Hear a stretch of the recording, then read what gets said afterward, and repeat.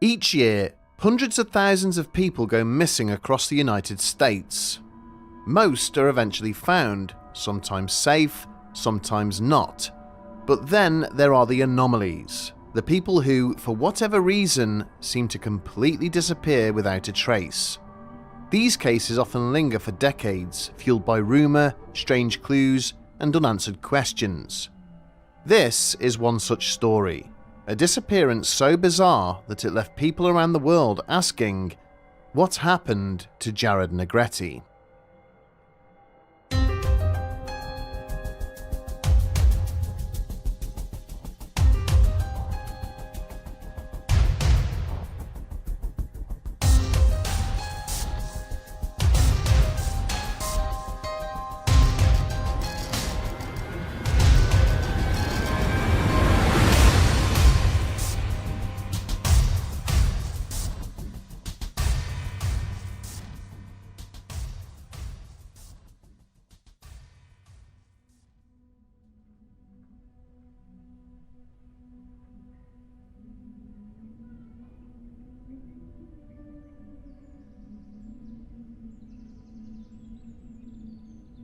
The United States is home to some of the most dramatic and diverse landscapes on Earth.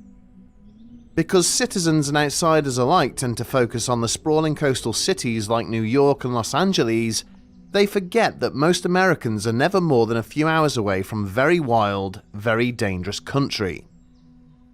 It's an oversight that can sometimes turn deadly. Some might assume that only the vastness of these landscapes is to blame. But the truth is that many of the most unsettling cases don't happen in some primal forest or uncharted canyon. Rather, people disappear just off the beaten path, surrounded by signs, maps, and infrastructure that would otherwise suggest relative safety. For witnesses, that's a big part of what makes the Vanishings so chilling. The people were right there, until they weren't. In 1988, 24-year-old Timothy Barnes went hiking at the Murphy Creek trailhead. An experienced outdoorsman, he was hoping to reach the Polydome Lakes in Yosemite National Park, which was only just a few miles away. The area's terrain is challenging but well-worn due to its abundant natural beauty. Barnes was also 6'4" and extremely fit. But after he failed to reach his destination, his friend reported him missing. Despite an extensive search, no sign of his body or his belongings was ever found. But Barnes is by no means the only experienced hiker to go missing in the American West. Over the past 60 years, there have been hundreds of such cases, and they're still occurring to this day. In 2015, Morgan Heimer, a tour guide for a Colorado River rafting company, told his partner he was going to take a quick rest break. He had just finished tying the rafts for the night and was still wearing his life jacket and helmet. Heimer disappeared behind a tree, and that was the last time anyone ever saw him. Despite a 6-day search and the fact that there were dozens of people in the immediate vicinity when he was last seen, nobody managed to find a shred of evidence as to what happened to him. These cases are clearly tragic, but there's a reason why the Jared Negrete disappearance is much more poignant. He was just 12 years old. Jared Michael Negrete was born on September the 11th, 1978. The son of a working-class family from El Monte, California, Jared was an ordinary, cheerful young man. Many of the people who knew him say he had a deep curiosity about the world, and had decided to join the Boy Scouts to satisfy that sense of inquisitiveness and enjoy the occasional break from city life. His troop was based in Big Bear Mountain and was known as Camp Tarkets. By all accounts, it was just like any other Boy Scout outpost, the only primary difference being that it was affiliated with the Mormon Church, of which Jared and his family were members. Everything seemed to be above board. Yet when Jared went missing, questions about him, his troop leader, and even the camp itself would quickly start to mount. In July of 1991, Jared joined his scout troop for an overnight expedition in the San Bernardino Mountains, which are located in Southern California, east of LA. The goal of the hike was to summit Mount San Gorgonio, the highest peak in the region, with an impressive elevation of 11,500 feet. Back then, as today, the area was dotted by trails and featured a number of rest stops and viewpoints. Whilst the terrain can be quite challenging, there are dozens of crisscrossing trails that even an inexperienced outdoorsman could easily follow. Jared's parents reported that they set him off that morning with a small camera, some snacks, and his scout uniform. He also had a full canteen of water, which all the scouts were required to carry. The only thing he didn't have was proper footwear. Instead, he wore a set of high-top trainers, or sneakers. Many have since pointed out that whilst these would have provided some ankle support, they would have lacked the same amount of traction as proper hiking boots. In order to understand what might have happened to him and how, it's essential to know as much about Jared as possible. For starters, he was not a seasoned hiker. As a city boy, most of his outdoor experience would have been centered around Camp Tarkits, which sits at an elevation of about 6,500 feet. This is significantly lower than the elevations he would be exposed to at Mount San Gorgonio, which increases the possibility that he might have become ill or winded during his expedition. At 5'2" and 150 pounds, Jared was also slightly heavier than the average 12-year-old. From a BMI standpoint, he would have been considered overweight by today's standards. Still, he was a very active child, and there were no reports of him having health or weight-related issues in the past. Finally, Jared was prescribed glasses, but none of the photos from the day of his disappearance indicate that he was wearing them or that he had even brought them along. Nevertheless, Jared Negrete arrived at the base of Mount San Gorgonio on the 19th of July 1991 with his troop, which consisted of 4 other boys and a single troop leader, Dennis Knight. Everyone was excited, as this would be the first time that many of them would spend camping in the woods. Most accounts say that the group took the Vivian Creek Trail, a 17-mile out-and-back route that is generally considered rather difficult due to the terrain. Things went well on the first day of the hike, but on the second day, as the group made its way towards the summit, Jared began struggling to keep pace with his more experienced companions. By around 6 p.m, he was significantly lagging behind the others.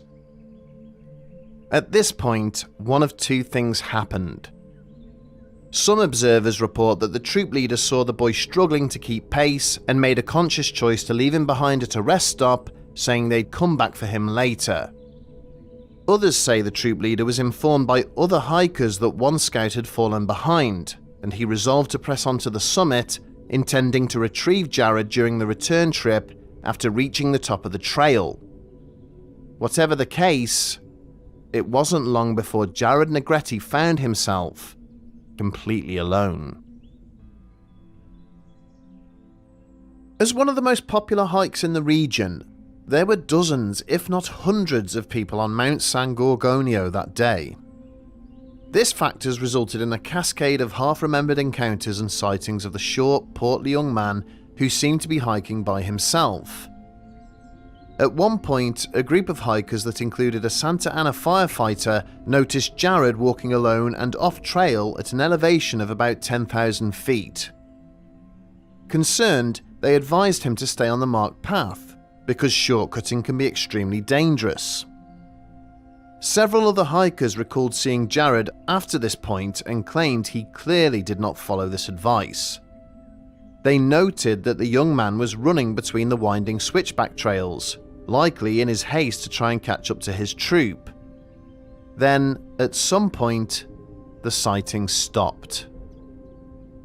When his troop started their way back down the mountain, they didn't see him. With sunlight fading fast, The troop leader reportedly conducted a brief search and then decided to lead the rest of the troop on a 12-mile hike to safety before calling for help. By this time, it was already dark. The hunt for Jared began at 7 a.m. on the 20th of July 1991. Search and rescue teams mobilized swiftly. By mid-morning, helicopters with night vision and infrared technology had joined forces with ground teams, tracking dogs, horseback riders, and dozens of volunteers to scour a rugged 130 square mile stretch of terrain. Yet the area proved extremely challenging from both the air and the ground. Mount San Gorgonio is basically a sea of jagged rocks, steep drop-offs, and dense vegetation, especially around ravines and creek beds. In the end, they had to call off the first day of the search without so much as a single clue. At this point, Jared's family and fellow scouts were beside themselves. They knew he lacked any real outdoor experience and doubted he would know how to seek shelter, build a fire, or protect himself from the elements. The only thing that was on Jared's side was the temperature.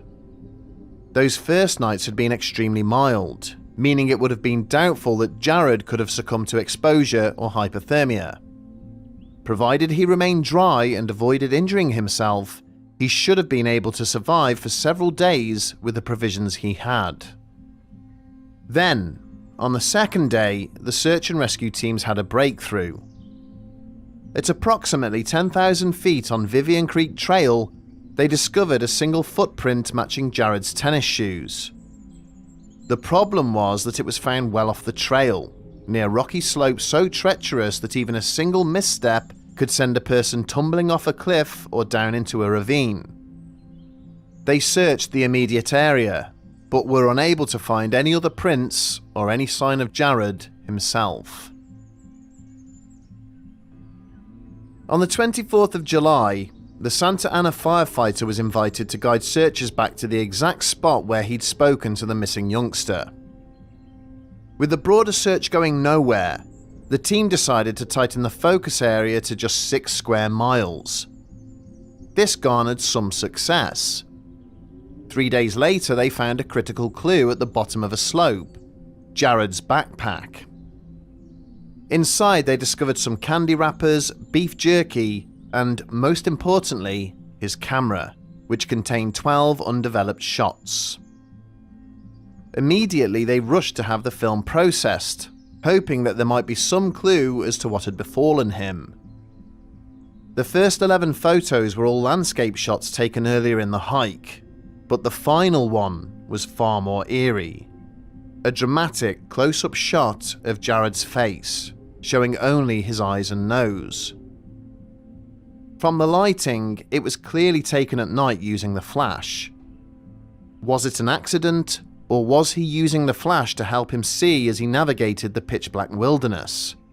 Or perhaps he was sick or injured and attempting to communicate something. There were other questions too. Why would the young man abandon his pack, his camera, and his only source of food? If he had been in such dire straits as to have simply dropped the items, one would think he or his remains would have been located nearby. Yet there was nothing, and for the next week and beyond, the search intensified, peaking at over 3,000 people and logging 45,000 man-hours.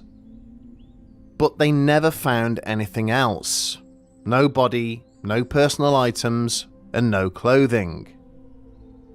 Officials were quick to rule out animal attacks, as the materials they discovered had no drag marks, punctures, or blood. It was as if he'd simply put his pack down and walked away, only to vanish into thin air.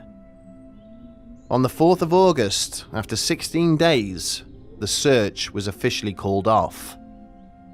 The county sheriff stated that chances of survival were almost nil, and Jared was presumed dead from exposure or misadventure. Devastated by the outcome, his family and community held a memorial service on the 7th of September in Hacienda Heights, which was attended by more than 500 mourners. For roughly a decade, the world forgot about the strange disappearance of Jared Negrete, until it happened again. In August of 2001, a 17-year-old hiker named William Parvin was on Mount San Gorgonio with his father and sister. At some point, as they neared the summit, William's sister became ill with altitude sickness. His father decided it would be best for him to stay back with the young girl, but told William that he should go ahead and try to reach the top. They would regroup later on his way back down and then continue to the base of the mountain. Only, William didn't return. Again, search and rescue was called in, and volunteers spent 4 days combing the surrounding area, frantically searching for any sign of the 17-year-old. In a strange twist of fate, Jared's parents, Felipe and Linda Negrete, showed up to aid in the search. The similarities between what had happened to their son and William Parvin were undeniable, especially with the latter's disappearance occurring so close to the anniversary of that fateful scouting trip. But there was one significant difference. William Parvin eventually came back. Several days after he went missing from the hiking trail, he reappeared in the town of Whitewater. After contacting authorities, he claimed he had made a wrong turn whilst on the trails and had travelled more than 30 miles in the wrong direction with no water or food. As a result, he'd been forced to drink from rivers, which made him ill. He'd also fallen off a cliff, bruising his ribs and causing him to suffer a concussion. By the time he walked into the small town where he'd been found, he claimed he'd been hallucinating for days. The happy ending to William's story has obviously not erased the tragedy or mystery surrounding Jared Negrete's disappearance. Thousands of people still hike the wilds of San Gorgonio, and no remains of the missing 12-year-old have ever been found. Meanwhile, his final photograph still haunts those who see it, a frightened gaze caught in darkness, his face a mixture of confusion, fear, and abandonment. More than 30 years later, we are no closer to discovering what exactly happened to him. But there are theories. A lot of things had to go wrong for Jared Negrete to go missing that day, and much of the blame lies squarely on the troop leader, Dennis Knight. Boy Scouts have been quick to point out that there should never be a lone scoutmaster in a hiking group, even if the number of actual scouts is low, as was the case here. Ideally, one adult would walk in front of the line whilst another would walk behind. This way, if a trooper was to lag behind or fall ill, an adult would be there to see it and render aid. They also failed to make sure their scouts were wearing proper footwear. A hike rated as difficult should not be undertaken in trainers, as it dramatically increases the chances of injury. Minus these facts, there is nothing to suggest that Knight and other Camp Tarkit's leaders were guilty of anything other than negligence. More importantly, their disregard for the safety of the scouts does not indicate what happened to Jared after he went missing. The most straightforward explanation is that Jared fell. It's no secret that the terrain around Mount San Gorgonio is unforgiving, with steep drop-offs, hidden ravines, and jagged cliff faces. If he had wandered even slightly off trail, as numerous witnesses claim he did, it's entirely possible that he might have lost his footing and plummeted into an area too dangerous or too overgrown for searchers to access. Dense vegetation blankets many of the lower slopes, and it's not hard to imagine a small body becoming concealed in such terrain. Over time, natural processes and scavenging animals could have removed any trace of him, allowing his clothing and other items to be scattered and eventually lost. Still, this outcome necessitates a body, and none of the searchers reported seeing buzzards or other scavengers circling the area. Grisly as it might sound, a 150-pound corpse would no doubt attract the attention of many animals, and that activity would be hard to miss. Most important of all, it doesn't explain how Jared's pack, camera and food came to be abandoned yet untouched roughly 45 feet off trail. Responding to this, some suggest that Jared was not just struggling due to lack of fitness, but was actually suffering from altitude sickness. This is exactly the same condition that befell William Parvin's sister, forcing her and her father to stay behind on the day he disappeared. This condition generally starts to affect people at elevations above 8,000 feet, more than 1,500 feet above where Jared was used to hiking and 2,000 feet below the elevation where he was last seen. If he was suffering from altitude sickness, he could have been dealing with headaches, confusion, and even hallucinations on top of the shortness of breath. With his decision-making skills impaired, he could have abandoned his pack and food for any number of illogical reasons. But whilst this suggests how he could have become lost, it doesn't explain the lack of remains.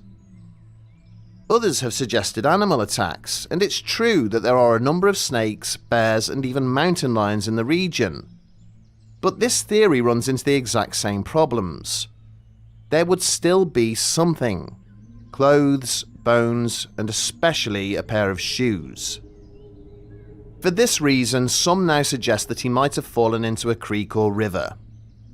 There are several waterways on San Gorgonio, including the Santa Ana and Whitewater rivers, as well as half a dozen smaller streams. Disorientated from altitude sickness and without his pack, he might have tried to cross or drink from a water source, fallen in, and been swept away downstream. If so, this could have taken his body miles from the search area. Additionally, the process of decomposition changes significantly in water. Flesh and other tissues become tenderized, and fish and other aquatic animals may gradually scavenge bodies, whilst bones can remain submerged for decades. Those who believe that something more nefarious happened to Jared point out that the search and rescue teams had dogs with them. In favourable conditions, trained animals like these boast success rates as high as 85 to 90%, yet they never led investigators to a water source which might have otherwise suggested the young man had fallen in. In fact, they never found any trace of Jared or his body on Mount San Gorgonio whatsoever. To many people, the reason for this is simple: he isn't there. Some point to the fact that California, especially throughout the 80s and 90s, was often referred to as the kidnapping capital of the United States. There were lots of other people on the mountain that day, and it's not beyond the realm of possibility to imagine a predator seeing a lost and frightened young boy and offering to help him. They could even have left his backpack on the mountain as a red herring before taking him away to any number of locations. Most experts agree that whilst this possibility cannot be ruled out entirely, it is less likely than the environmental hazards of the mountain itself. Even so, it does offer an explanation as to why no remains were ever found. For some, Jared Negrete's disappearance has a more haunting, almost supernatural tinge to it, and we would be remiss not to explore at least some of these outlandish possibilities. Of course, there is the ever-present theory of alien abduction, as the mountains of Southern California have long been associated with UFO sightings. The area of Big Bear Lake, which sits around 7 miles north of San Gorgonio, is still considered a UFO hotspot. But that's not all. According to ufologists, hikers and campers seem to be a prime target for such interactions. In fact, in 2006, several hikers near San Gorgonio Mountain reported seeing a large, silent, triangular craft hovering above the treetops. Could Jared have been taken against his will by non-human entities? If he was, it would explain why search dogs were unable to pick up a trail leading away from his pack, and why there has been no other trace of him since that day. The final theory proposes that Jared Negrete is not missing at all. As fantastic as it sounds, he may have passed into another reality by way of a portal. Over the past 100 years, there have been numerous accounts of people who suddenly realise they have passed into another era, dimension, or version of reality.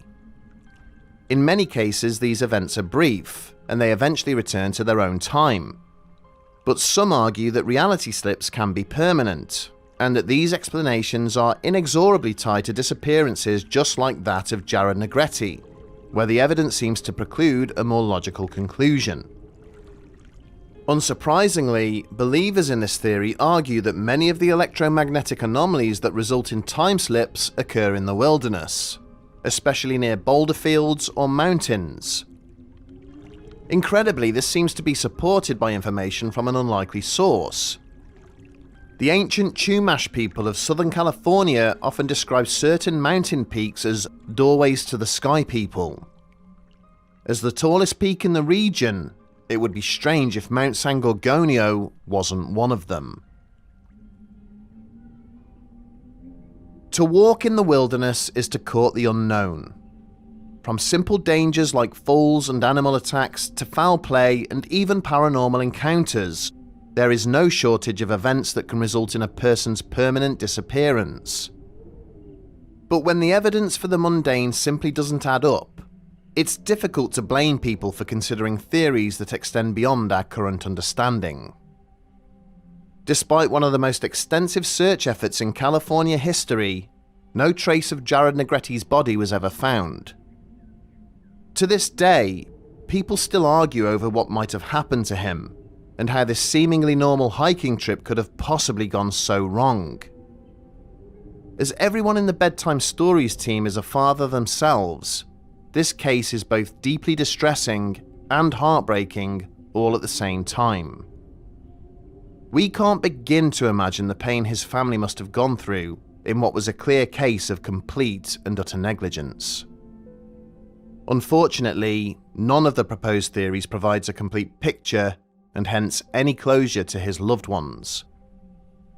The only takeaway from Jared's disappearance is the way in which it illustrates the unpredictable and unforgiving nature of the wilderness, even when it lies just a few miles from one's doorstep.